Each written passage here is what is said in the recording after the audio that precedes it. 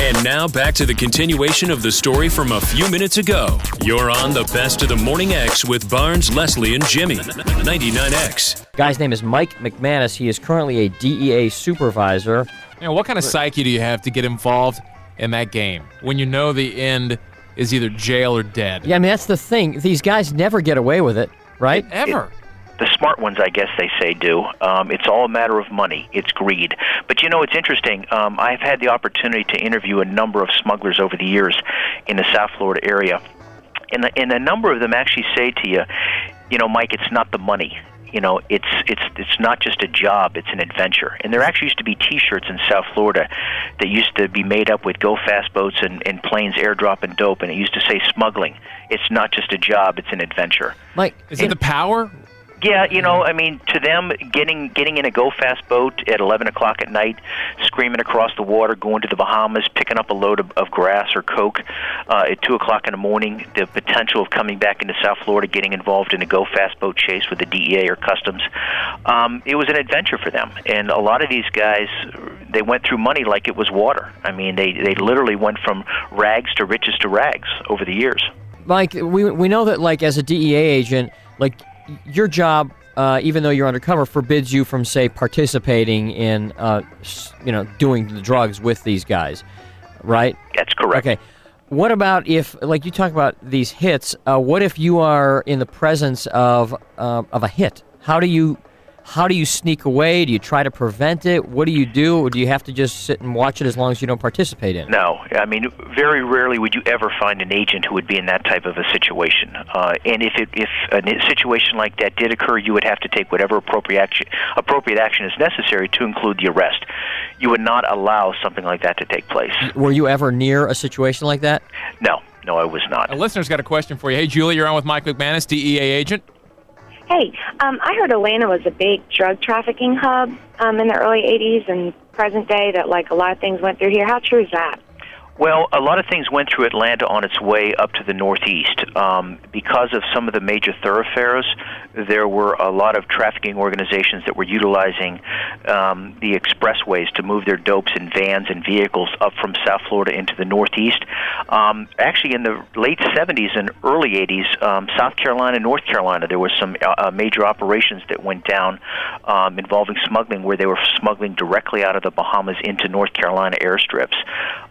Atlanta has had its problems in the past. It's never been considered a problem area like New York City or Miami or L.A., but we have had some interesting investigations. We have some very good agents in the Atlanta region who get involved in a number of very significant cases over the years. Thanks, Julie. Would you do it again, Mike? I mean, if something really big was going down and they had to pull you in as the expert, I mean, you see it happen in movies all the time. Would you go back and do it again and go undercover? He's so known now, though. Well, if I had to, yes. But quite frankly, we have a lot of very experienced agents out there. I've been doing undercover work for the last 23 years in the South Florida area. There are very competent agents much younger than I am. Yeah, they need to send you back to Florida into those polling booths. You can go undercover there. Yeah, right. Were you scared?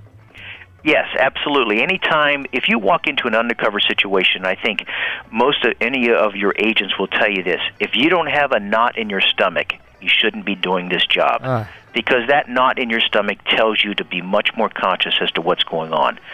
It's a natural feeling. I mean, you go into a situation, you have to be prepared for it. You mentally prepare yourself for these type of encounters, and you have to be prepared for the unexpected. Were you always armed? No, I was not. There were times that I was meeting undercover where I was in shorts and Hawaiian shirts and things of that nature. Quite often I had female partners, and my female partners would be armed, and that always worked as an advantage for us in the past, too. That would scare me to death, not having the gun. Yeah. Going in the middle of that, knowing that they could know something or they could turn on you. Yeah, and I was wondering, like, because you said that they did suspect you at one time and accused you of being a cop. Was there ever a time where you were, let's say, where you thought, you know what, I'm going to be killed right here? Well, Actually, it happened more when I was a police officer. Prior to coming with DEA, I was a sergeant in charge of vice and narcotics for a local police department down in the South Florida area. And that had happened a couple of times where people had pulled guns on me in an undercover situation. And I had a partner of mine that was actually was pistol whipped and had to go to the hospital. So you learn from every experience you go undercover in. Every time you go undercover, it's a different situation, and you learn from those situations. And you take that experience and you use it to your advantage in the next situation. Mike, there are people who listening who say and who have said for years that we are and have always and will always lose the drug war. So why are we spending so much money fighting a losing battle? What do you say to that? Well, I disagree with them. And, Jimmy, I'll ask you this. In the last 30 years, what year do you think there was more illicit drug use in the United States than at any other time? I would say, I would probably say maybe late 80s. Late 80s? Okay. Quite often a number of people say last year. Some people say, 1965, 1970. The actual year was 1979.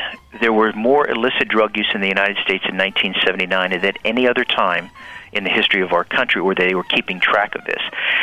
It is estimated that 26.5 million people were using some form of illicit drugs in the prior 30 days to this survey. That figure from 26.5 million has been cut in half to approximately 13 million people using some form of illicit drugs in the United States today, based on recent statistics. Now, what has happened is we've began a very strong push towards education and treatment, which is good, but we also have to maintain a very strong enforcement effort. Now, quite often I get the argument from young kids in high schools that say, listen, why don't you just make marijuana legal? Right. I mean, what's the big deal? And I often use the analogy that, listen, you take one shot of Jack Daniels, and that's going to be traced in your system 6, 7, maybe 8 hours later. I says, you smoke one marijuana cigarette. There are 460 chemicals in marijuana. 61 of them are toxic to the human body. Yeah, but nobody's ever died from smoking pot. No, but what has happened is these chemicals are being stored in the fatty tissues of the body, and that stays in your system up to 31 days. Now, what we also refer to as marijuana is a gateway drug, and you'll find a lot of people who have gotten hooked on other drugs have started with marijuana, and it leads you down a path that is ultimately could cause your demise. Now, the THC content in marijuana, tetrahydrocannabinol, which creates the high, you've got to realize that back in the 60s and 70s, that THC content was 5 or 6% pure.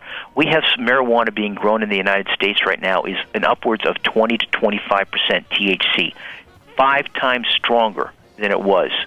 And people want to make this legal. People want to let people drive around smoking this type of stuff. Well, they think they want to regulate it so that it can be made safely. I think the argument, as I'm sure you've heard many times, is alcohol has far more victims than marijuana, and if we're going to not let marijuana in, isn't it hypocritical that our society approves alcohol? Well, two wrongs don't make a right either. Right. No, guys, we have to go. But thank you, Mike. We could talk to you for hours. Thank you. Thanks a lot. Mike. Bye-bye. The best of the Morning X.